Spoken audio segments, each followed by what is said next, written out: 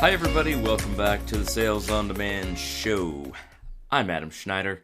I am your lovable, cuddly, teddy bear shaped host. Today is episode 114, and I'm calling this one, Are You Productive or Are You Just Busy?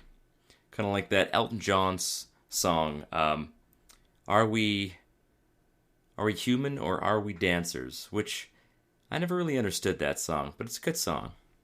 So, me, I just got back from summer camp, which I actually had not been expecting to go to this year. At least I hadn't planned on it.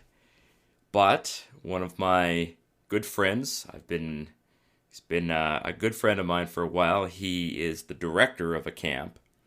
And he texted me and said, hey, what are you doing on... I didn't remember what the dates were. It was a 5-day stretch that basically ended yesterday. He said, are you busy? Do you want to come help me direct a family camp? And I looked at my schedule and I couldn't believe it, but it actually kind of worked. And I thought, well, I'm not going to get a chance to do this again this summer. So, yeah, I'll come out there. Hopefully there's some internet out there because I still do need to run my business while I'm out there and, talk to students and deal with Facebook stuff. So I said, all right, I'm out. I'm coming out there. And so I did. And it worked out as well as you possibly could have imagined. It could not have gone better is what I'm really saying.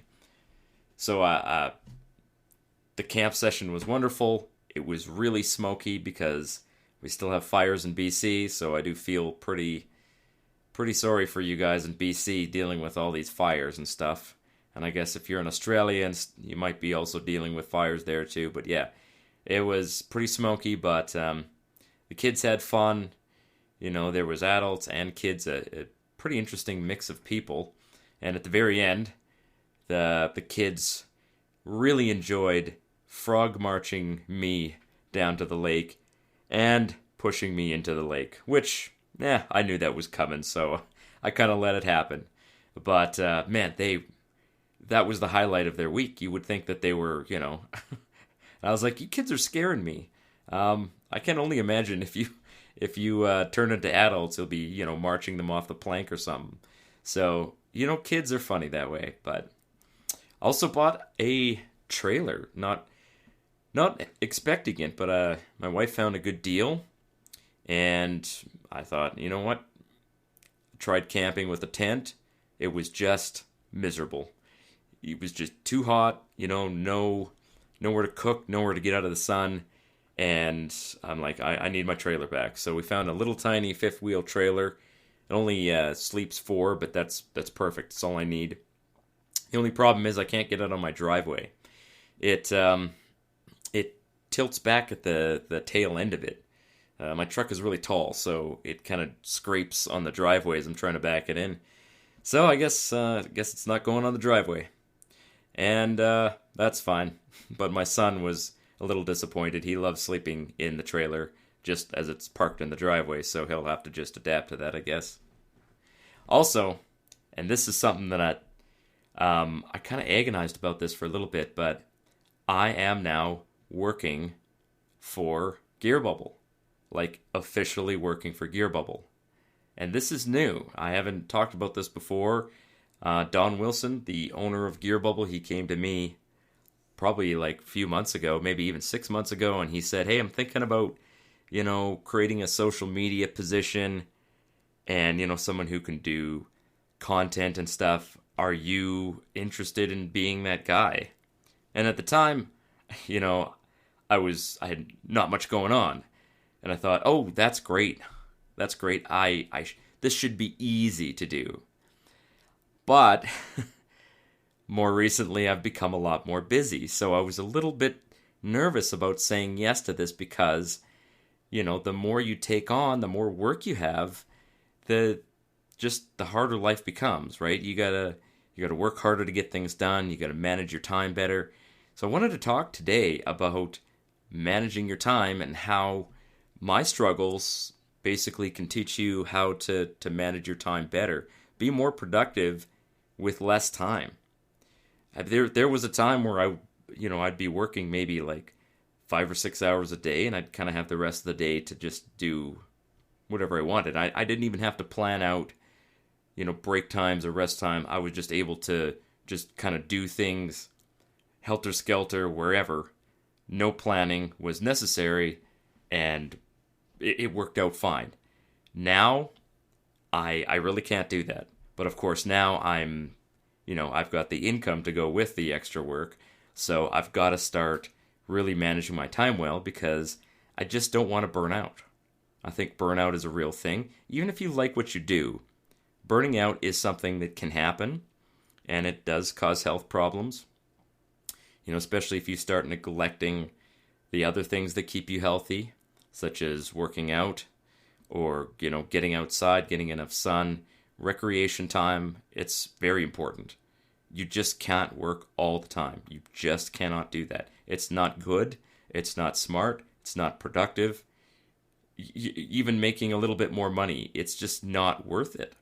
But it turns out that being more productive is not really that difficult to do when you look at what you're doing and how you're doing it. So we'll talk today about how to structure your life so that your time becomes much more productive.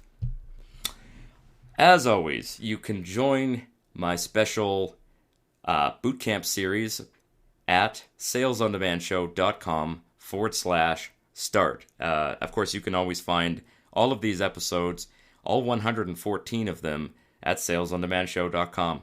They're all there. Also, please subscribe on iTunes and other social media sites, or whatever sites you get for podcasts. And if you like the show, leave a review, because it actually does help get a little bit more traffic in there. It's summertime right now, so I won't have as many episodes coming out per week. It's just, I like to take some time during the summer, go out, go camping. This is the time to do it, so this is when I am doing it. So, get the bootcamp series. There's 5 different videos. You get all 5 of them in one email when you join the email list at salesondemandshow.com/start. Cool. So, what's happening to date? Running about just a little under $20,000 sales this year on Amazon. I'm a little lazy, I know. I say that, but I realize I'm not being lazy. I'm just working on prioritizing things, but I need to start sending more FBA stock to Amazon. This is one thing that has popped up a lot, is that I need to start testing a lot more products with Amazon FBA. I don't necessarily think that I should be printing all of my FBA at home, which I have been so far, but I do need to start testing more products, and I haven't been doing that with as much regularity as I should. Now, Etsy's doing pretty good. Of course, at this time last year, we were right in the middle of, let me call this the mask Christmas. Everybody and their dog started buying face masks. And I was making loads of money off of face masks on Etsy. And similar numbers on Amazon, a little less so, but still quite a few mask sales on Etsy and Amazon. That was a nice windfall. But I knew it was going to be just a temporary thing. And I was hoping it was going to be a temporary thing, because I just, the idea of wearing masks forever is just ludicrous. But, while they were out, I thought, okay, I'll make some money off of it. And I did. I probably made about $20,000 or $25,000 in sales from masks. So, I've shared this before, but whatever your feeling on masks are, or whatever your feeling on anything is, there's always money to be made from entrepreneurs who take advantage of whatever's happening. You may not like what's happening, but there's always an opportunity in it. And we are, I hate to say this, we are opportunists. We take advantage of the situation that we see around us, and we use that to our advantage. We make money off of what's happening on planet Earth. So it is what it is, right? You like it, you don't like it. That's how we do this. Well, Amazon's a little slower than it was last year, but of course, mask sales did help a lot from that. But it is coming back. So looks like it's going to be a great Christmas as long as I can get enough FBA stock into Amazon. And crypto is coming back a little bit. As you may or may not have known, crypto had a huge tank. I mean, it just bombed. Bitcoin went from 54,000 something. I mean, it was closing up on 60,000 at one point, dropped back down to 33,000 per Bitcoin, which is a huge drop. I mean, it's almost a 50% drop. So that was pretty significant, and it cut into my profits a little bit. But I'm almost back to break even, which is pretty good considering that, all of my holdings basically got cut in half. So the fact that I'm almost back to break even really shows that this crypto bot does work. And even with, price surges and prices going down, it still works to gain as much profit as possible despite the volatility in the market. So I'll put a link in the show notes if you guys want to try trading with the crypto bot. Don't throw your life savings in it. It's very volatile, as more volatile than stocks are for sure. But I do think crypto has a good future. I don't know if Bitcoin is going to be the crypto of the future. I'm sure it's going to hold a very special place in everyone's heart. But there's all kinds of crypto coins that are not necessarily Bitcoin. And they are also seeing, dips and rises and stuff like that. So you can take advantage of those, surges and volatility with a crypto bot. And it basically, it buys low and sells high, and it does it automatically. So it's kind of fun to watch it. And you can make some money. Throw a couple $1,000s in there and just see how it does. All right, so let's talk about what kind of products you should be making right now. And that is, of course, back to school stuff. So it's not a huge thing. Back to school isn't this major event, but it is a thing, and people do buy products for their kids. They buy products for their teachers. Coffee mugs might be good for teachers, but also wine tumblers. So that's pretty cool. Wine tumblers, I think, they're going to be a hot product. And Gear Bubble does have wine tumblers. So, if you're not signed up with Gear Bubble, you can head over there, check it out. I do talk about how to use all of this stuff in my training course, which you can find at salesondemandshow.com/AZ. It's called Print on Demand A to Z. Everything on how to sell print on demand online from A to Z. So check it out. Or you can just keep listening to the podcast, and I will eventually tell you everything I know. It might take a couple more years, maybe a half a decade, but, eventually I'll get there. So let's talk about being productive versus being busy. Time management tips. Well, the last couple weeks have been pretty busy for me. Even despite that, I still managed to find 5 full days to just disappear, literally into the backwoods. Like, I was out at the summer camp, like I said, and it was in the middle of nowhere, and they didn't even have access to the cell network. Like, I didn't get any cell phone service out there, although they had a Wi-Fi hotspot, which kind of saved me. Without the Wi-Fi hotspot, this almost would have been impossible to do. But yeah, it was way out in the middle of nowhere. And I basically took 5 days off, although not really. I took most of 5 days off to be out there, really enjoyed myself, refreshed myself, rolled my ankle a little bit, but it was fairly simple to do because I am learning how to be productive versus being busy. Now, there was a time that I was pretty busy, and yet I would look at the end of the day and I would say, what did I get done? What did I get done? I do have a lot of people commenting because they can see how many things I'm doing, for example, a podcast, but I'm also working for 2 different companies doing coaching and media content, plus running my own business. And the closer we get to Christmas, the busier that's going to be. That's a fact. It's just an inevitable fact of life is that you're just going to be busy all the time. So there are some ways to manage your time so that you don't become overwhelmed and you don't give away your time to things that are unproductive. So the first thing, I got 3 points and then 3 more points. So bear with me here. But I think you're going to find a lot of value in this.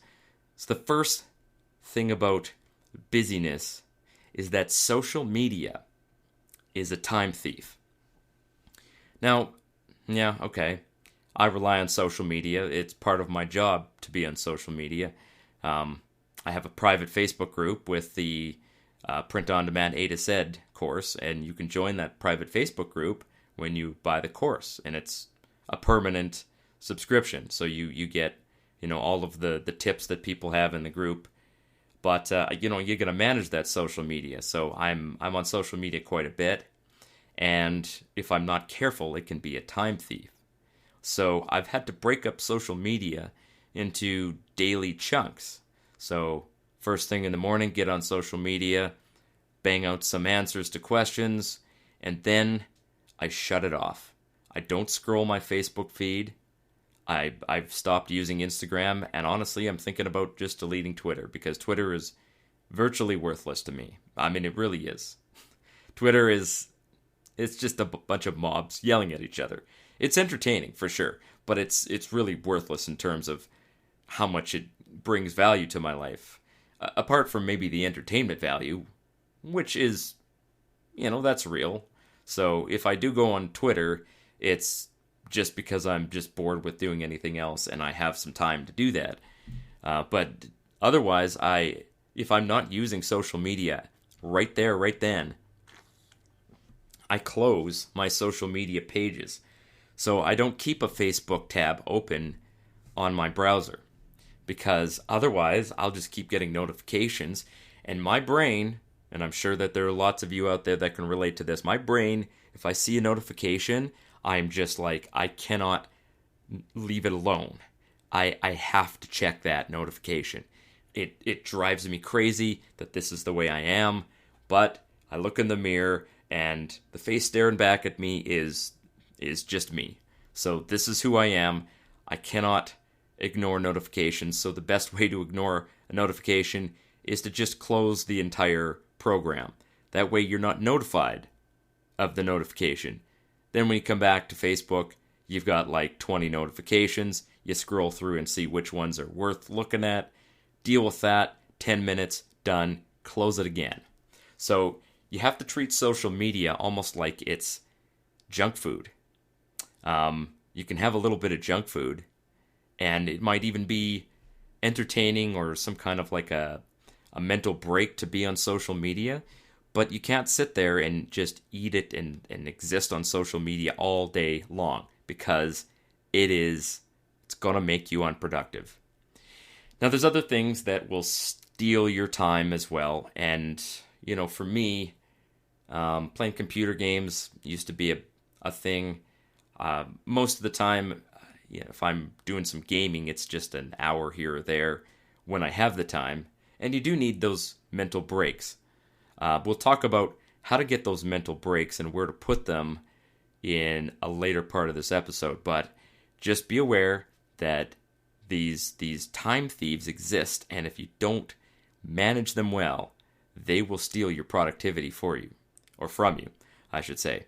Now, people can also be time thieves, and no, I'm not talking about your spouse or your girlfriend, or your boyfriend, although, they do take your time. But those are relationships that are important. You need those.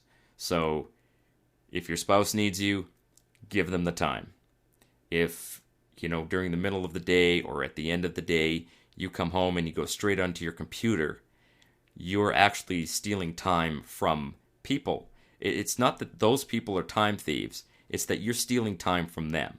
You owe people some of your time. You need to give people your attention. Work is not more important than relationships. It is just not. So don't trade, a social life for working. Now, on the other hand, if you've got people that are always asking for your time and they're just very demanding and they're not your kids or anything like that, because, you kind of owe your kids your time, then you do need to be very careful about how much time you give them. So, for example, your mother-in-law calls you on the phone and she has no agenda. She just wants to talk your ear off. All right, well, mother-in-laws are fun and they're good people, but we can't afford the time to just sit there and chat on the phone. And quite frankly, I don't even like talking on the phone. So generally speaking, I've made it clear to most of the people that I care about, except for my mother, who I will talk on the phone with, I just don't do phone calls. Phone calls, they eat up a lot of time without really being that productive. Now, going and spending time in person with somebody, that's fairly easy to manage that time because it's, you visit, you're there, you spend a little bit of time, maybe eat some food or something, then you take off and you go home. So going for an in-person visit is actually easier to manage than a phone call, because phone calls lack one thing. They lack the ability to sort of break the conversation off. And it's usually between two people. So you don't have a group setting like you normally would with an in-person visit. So phone calls, I'm just not a fan of phone calls. Unless I'm calling my mother or my father. Those are really the only two people I call. Even my wife, I don't really call her that much because I see her all the time. If I'm away, I'll call and just see how they're doing and reconnect a little bit. But my wife has never been the kind of person that just loves talking on the phone, that's okay with me because I'm not that person either. But phone calls can be a huge time thief, and other people who demand your time without really respecting what you do, those kinds of people, you need to just create some boundaries with them. So if you need to tell them that I can't talk on the phone right now, then do that. Or if it's a case of, well, let's do an email instead of a phone call, that might be better. And quite honestly, for business purposes, emails are probably the best way to go about it. They're quick to the point. Most people are not, some people ramble on in emails, but most people don't. So it's not great, but it's better than a phone call because you don't have the whole, the unproductive part where you're like, hey, how's it going? Oh, blah, blah, blah, blah. Oh, so how's your family? That's just sort of fluff that goes into every phone call. And quite frankly, I don't know if it really builds a relationship or not. I guess it can. And people do need a little bit of time to just relate to somebody, but it's better to do that in person if you're going to do it at all. So that's enough about time thieves. Most of us know. We instinctively know what is taking up our time. And if you don't know, well, here's how you find out. So I want you to think of time as being like food. It is important, it is useful, and we need it. But it is very hard to track time, just in the same way as it's very hard to track food. But it's very useful to track time because it is like food, where if you spend your time doing things that are unproductive, it's a waste of your energy, and it makes you less successful in life. I don't know if because it doesn't make you fat, but like food, if you're just eating food and not tracking how much you're eating of something, you can easily eat too much food, you can eat too much sugar, you can eat too much junk food or whatever, and that's bad for you. I mean, that's pretty bad. And most people don't even think about it. You don't think about what you eat in a day because you're just putting food in your mouth. And especially if we're bored, like I have a homemade muffin beside me, and I just realized now that I've eaten 3 of these already today, so I'm not really tracking what I'm eating for food. And I used to not track my time because I didn't take it seriously. But time, I think, really is like food. And it's difficult to track, but not impossible. And it's immensely useful just to know, what are you spending your time on? Because we are limited. Just like with food budgets, I guess, you're limited to how much you can eat or how much time you can spend doing something before it starts to become unhealthy.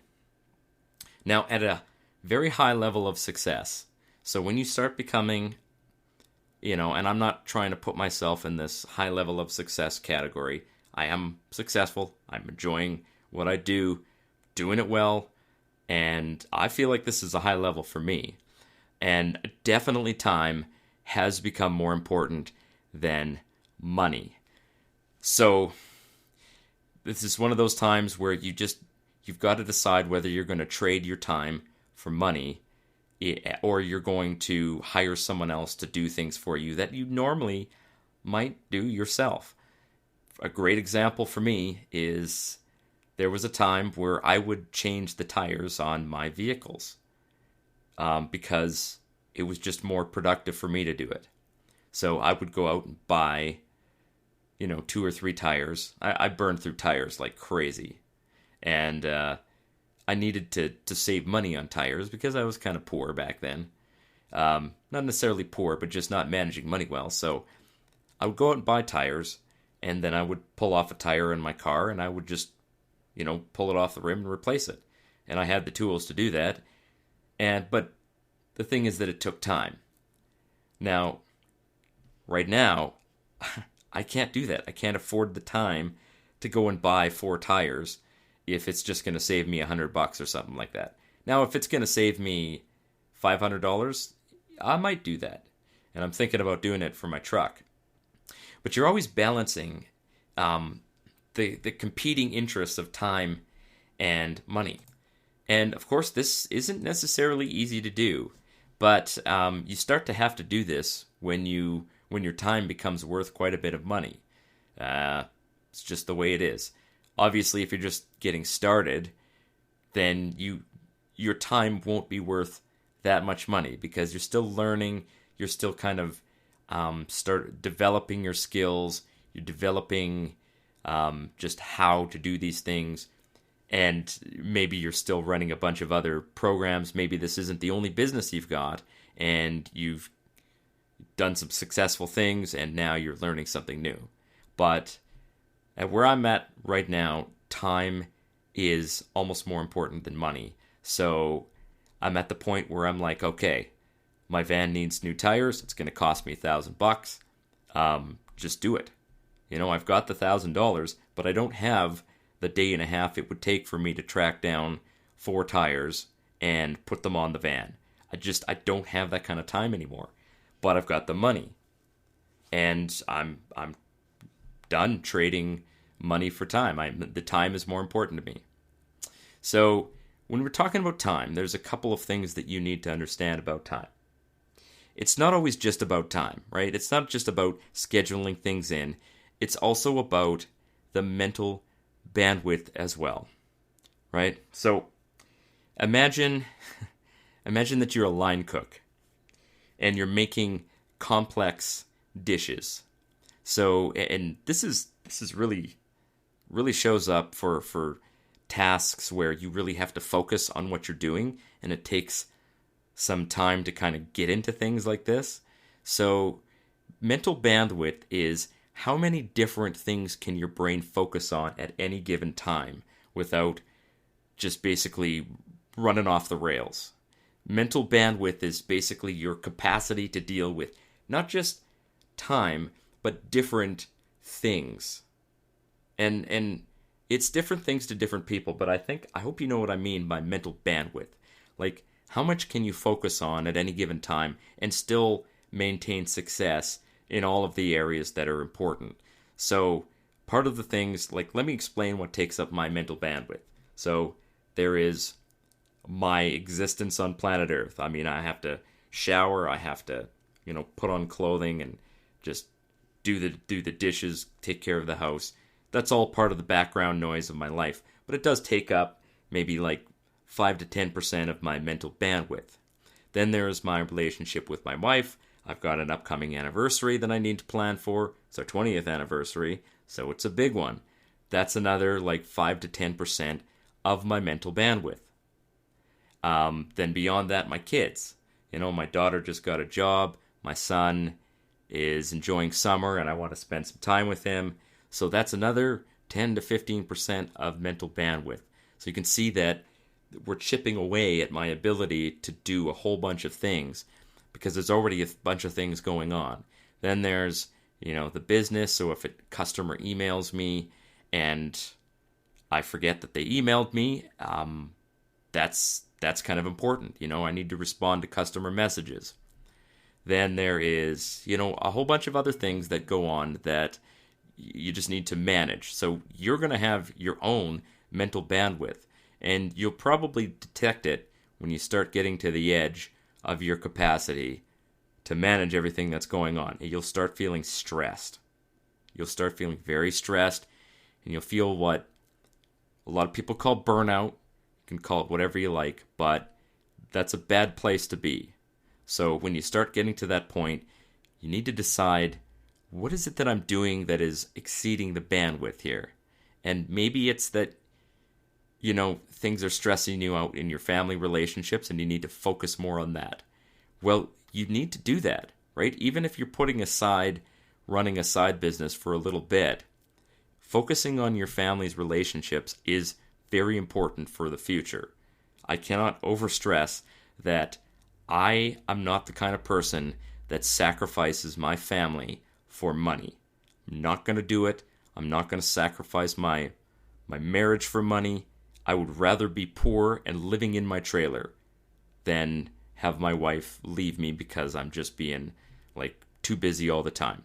So I'm always looking at ways to spend more time with my family, and not just more time, but more productive time. So I want to be present when I'm with them so that they're getting my full attention. And it is hard because you've got all these things bouncing around in your head. So bandwidth is a big deal. And here's one of the things that I'm going to tell you right now. And I know that this is something that it goes against the grain.